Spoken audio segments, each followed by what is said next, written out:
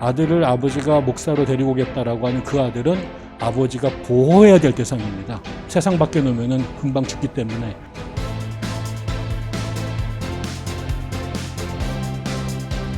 여기서 제일 중요한 거는 이제 혈연 관계입니다. 남에게 주는 거는 세습이라고 하지 않는데, 단지 자식이라는 이유만으로 혹은 뭐 그 친족이라는 이유만으로 이 정당한 권한이라든가 절차를 무시하고 일방적으로 이렇게 그 권리가 혹은 지위가 넘어가는 것을 이제 세습이라고 말합니다. 가끔 가다가 이제 뭐 그 모든 세습이 다 나쁜 거냐, 어려운 교회 아버지가 그 십자가를 아들한테 넘기는 것, 그런 것도 그런 훌륭한 거 아니냐?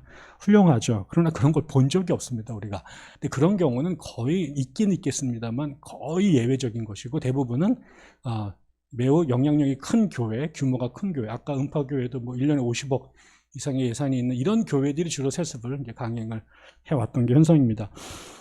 이제 그 세습도 이제 범주가 두 가지가 있습니다. 하나는 우리가 일반적으로 이제 아버지가 아들에게 혹은 아버지가 딸에게 혹은 아버지가 사위나 며느리에게 그 목사 직분을, 당회장 직분을 넘기는 것. 이게 이제 보통 전통적인 형태의 이제 세습이고요.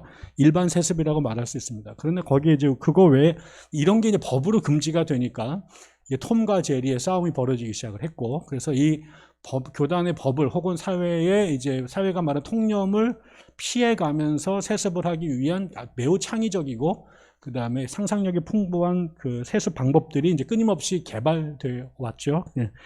이번의 경우도 보면 이제 아들을 밖에다가 조그만 교회를 개척하고 거기에 담임 목사를 가게 한 다음에 두 교회를 통합시키면서 그분을 이제 담임 목사로 세우는 경우, 이런 게 보통 이제 합병 세습이라고 이제 불려지는 것이고요. 그럼 도대체 우리가 왜 이렇게 그 세습을 이제 반대하는가? 개신교의 교회론의 제 1장은 교회 머리가 하나님이다. 예수 그리스도가 우리 머리고 우리 그분의 몸이다라고 하는 뭐 이 골로새서에 나오는 이거는 신학교를 안 가도 다 아는 거죠. 그리고 매일같이 뭐 우리나라에도 사고친 교회들이 많은데 전부 다 뭐 할 때마다 하나님이 하셨다. 아까 여기 하나님의 성전이다. 이런 표현을 계속 쓰면서 교회 주인이 하나님이시다라고 얘기를 하는데, 이게 기독교 개신교회의 제1 계명이죠. 교회가 하나님의 것이다. 우리는 그 하나님의 교회의 몸을 구성하고 있는 지체들에 불과한 것이고, 또 그 다음에 이 땅에 존재하는 모든 교회가 교파가 다 다르고 그럼에도 불구하고 사역자들은 그 하나님의 교회를 위해서 파송받은 선교사들 불과한 것이죠. 그분이 우리의 주인이시고 우리는 목동이에요. 그냥 목자잖아요. 양의 주인이 아니라 양을 치는 목자들이 목사들이 그죠. 그 목장을 바꿔가면서 우리가 어느 교회는 파송을 하고 자기는 심지어 개척을 하더라도 거기는 그 주어진 목장을 담당하고 있는 양치기에 불과한 거예요. 그리고 그 양의 주인은 하나님이다라고 하는 것, 그 목장의 주인은 하나님이시다.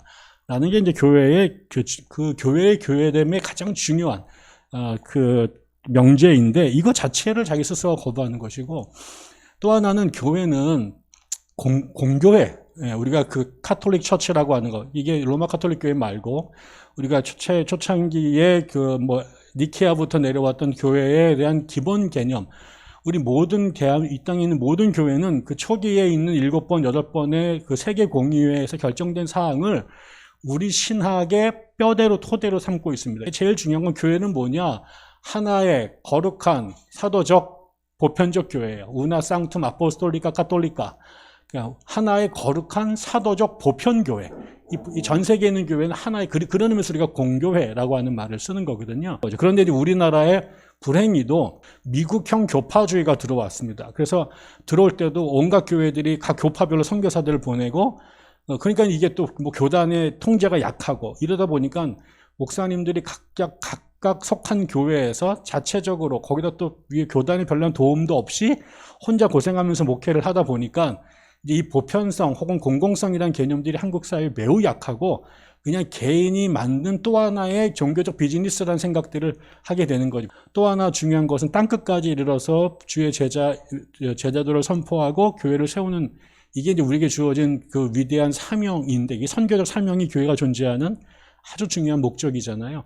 그런데 이제 지금 복음을 전하기 위해서 우리가 삶과 말로 하나님을 대변해야 되는데, 세상에서도 안 하는 그 도덕적으로 매우 저열한 형태의 이런 세습들을 온갖 궤변으로 이것이 세상 사람들이 아니 나보다 교회가 종교가 숭고하고 깊어야 내가 거기에 귀의를 해서 좀 더 나은 인간이 되겠다고 그 어려운 결단을 하는데 나보다 수준이 떨어지는 단체에 들어갈 일은 없는 거죠. 또 하나가 종교가 사유화된다라고 하는 것은 더 기가 막힌 일인 것이죠. 종교가 사유화되게 되면 그 필연의 끝은 반드시 이단과 사이비를 가는 것입니다. 우리나라에도 지금 계룡산에 30분이 하나님이 살아계시다고 그렇게 말을 하는데 그분들이 처음엔 그렇게 다 출발을 안 했죠. 신학교 들어갈 때는 다 멀쩡했는데 이게 결국 내 거다, 내 마음대로 하겠다라고 하면서 그때부터는 성경도 버려야 되고 사회적 상식도 버려야 되고 오직 자신의 고집과 아집만이 남고 말도 안 되는 궤변을 이렇게 그 자신의 그 내부 안에 있는 기제를 통해 가지고 강요하게 되면 그게 밀려나다 갈 때는 결국은 계룡산밖에 없는 거죠. 그리고 외국에서는 뭐 다 하던데 왜 우리나라는 이렇게 난리를 치느냐. 그래서 아니 닮을 걸 닮아야지. 좋은 문화를 닮아야지. 외국에서 부끄러운 문화를 갖다가 쓰는 게 있느냐. 외국 사람들이라면 다 옳고 우리가 하는 것은 그들을 본받는 거다. 이거는 말도 안 되는 사대주의적 발상이고요. 대를 이어하면 교회가 더 안정적이다. 이것도 말이 안 됩니다. 그러면은 세습을 안 한 교회는 전부 다 지옥 같은 삶을 살았어야 되는데 그러냐 말입니다. 그렇지 않잖아요. 또 아버지의 목회 철학을 아들이 잘 계승할 수 있다. 이거는요. 이거 스스로가 매우 그야말로 이단적인 발상이에요. 모든 이 땅의 목사들이 계승해야 될 것은 예수 그리스도의 철학이지 자기의 그 보스의 철학이 아닙니다. 또 아들을 목사를 청빙할 수 없다는 건 억지다. 뭐 억울할 수 있을 거예요. 그렇죠? 자기가 다 만들어 놓은 거 남 주니까 정말 아깝잖아요. 그 말 자체가 내가 얼마나 그 탐욕과 가진 것에 대한 집착에 사로잡혀 있는가. 아들을 아버지가 목사로 데리고 오겠다라고 하는 그 아들은 아버지가 보호해야 될 대상입니다. 세상 밖에 놓으면은 금방 죽기 때문에.